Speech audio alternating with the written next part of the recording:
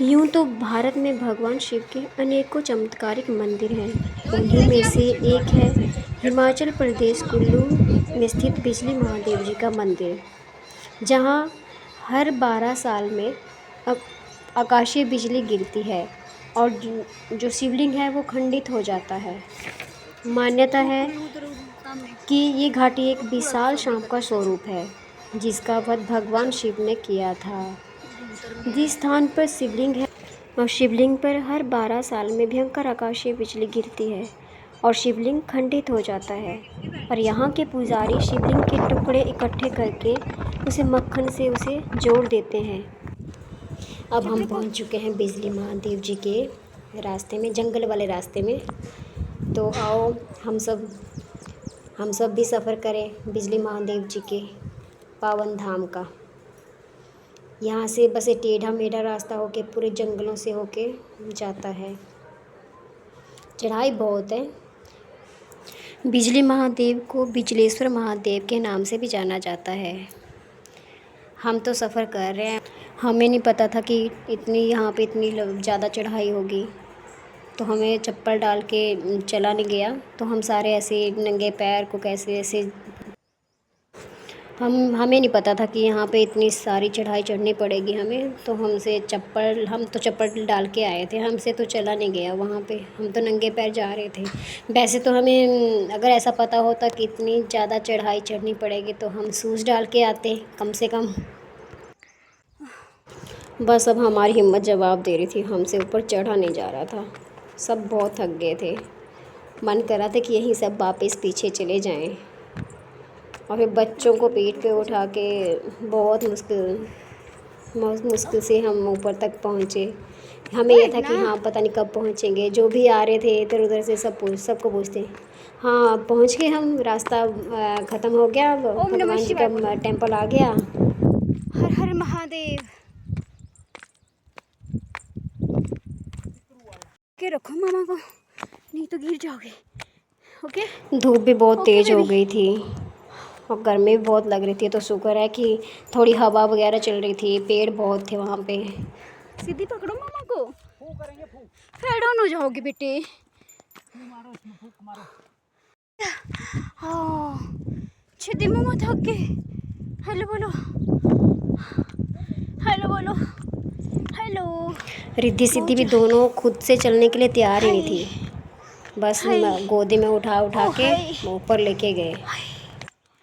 उफ उफ मामा, उफ मामा। चारों तरफ हरे भरे पेड़ पौधे, ठंडी हवा, बहुत सुंदर नज़ारा था। इस जगह को पृथ्वी की सब जगहों से सुंदर माना गया है, तभी तो ये देवभूमि कहलाती है। हेलो चलो चलो चलो जल्दी, बिल्कुल नहीं, ऊपर चल जल्दी। यहाँ हम सब थोड़ी देर बैठ के पानी पूनी पी के फिर गए, क्योंकि थकान बहुत ज़्यादा हो रही थी। ऊपर से बच्चे साथ में, हम खाने पीने का सामान भी साथ में उठा के लेके जा रहे थे, तो बच्चों के साथ खाने पीने का सामान भी बच्चे भी, बहुत मुश्किल से पहुँचे हम तो ऊपर। पर ऊपर जाके हमारी सारी थकान छूमंतर हो गई। सारे पूरे जंगल के रास्ते में, मतलब जो बिजली महादेव जी के लिए रास्ता बना हुआ था, तो सारे रास्ते में हरे भरे पेड़ पौधे, बहुत सुंदर नज़ारा था। फाइनली अब जाके हम मंदिर के ग्राउंड में पहुंच चुके थे, मतलब मंदिर के पास पहुंच चुके थे। तो मंदिर को देख के हमारी जान में जान आई। और वहाँ पे जो नज़ारा था, इतना शांत माहौल, इतनी शांति, वहाँ से आने का मन ही नहीं करता था।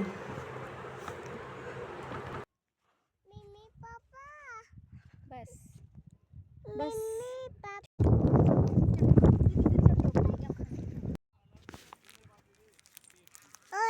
हेलो, वो देखो रिद्धि, बालो लल्ला लल्ला डोरी, बा आओ बा बा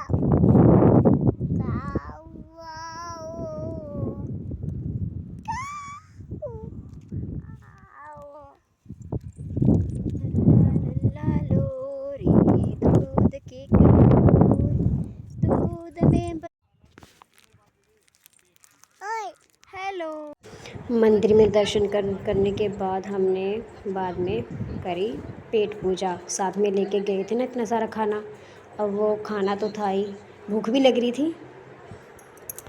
मेरा भी गला ख़राब हो चुका है, कोल्ड हो रखा है, इसलिए मेरी आवाज़ भी आपको भूतनी जैसी लगेगी। इस मंदिर का इतिहास बहुत ही रोचक है। कहा जाता है कि राक्षस कुलांत ब्यास नदी के प्रभाव को रोककर घाटी को जलमग्न करना चाहता था, ताकि वहाँ के मनुष्य, प्राणी और जीव जंतु डूबकर मर जाएं। उसने एक विशालाकाय अजगर का स्वरूप धारण कर लिया और ब्यास नदी के बीच में बैठ गया। फिर महादेव जी ने त्रिशूल से उसका वध कर दिया। उसका वध करने के बाद उसकी मायावी शक्ति से वहाँ आकाशीय बिजलियाँ गिरने लगी। तब महादेव ने भगवान इंद्र जी को कहा कि यहाँ हर 12 साल में यहाँ भयंकर आकाशीय बिजली गिरेगी और उस बिजली की शक्ति को कोई सहन नहीं कर सकेगा। इसलिए महादेव ने वहाँ शिवलिंग के रूप में विराजमान हो गए थे। तभी से वहाँ पे हर 12 साल के बाद बिजली गिरती है और पुजारी शिवलिंग के टुकड़ों को इकट्ठा करके मक्खन से उसे जोड़ देते हैं और वह शिवलिंग पुनः उसी रूप में परिवर्तित हो जाता है, मतलब ठोस रूप में परिवर्तित हो जाता है।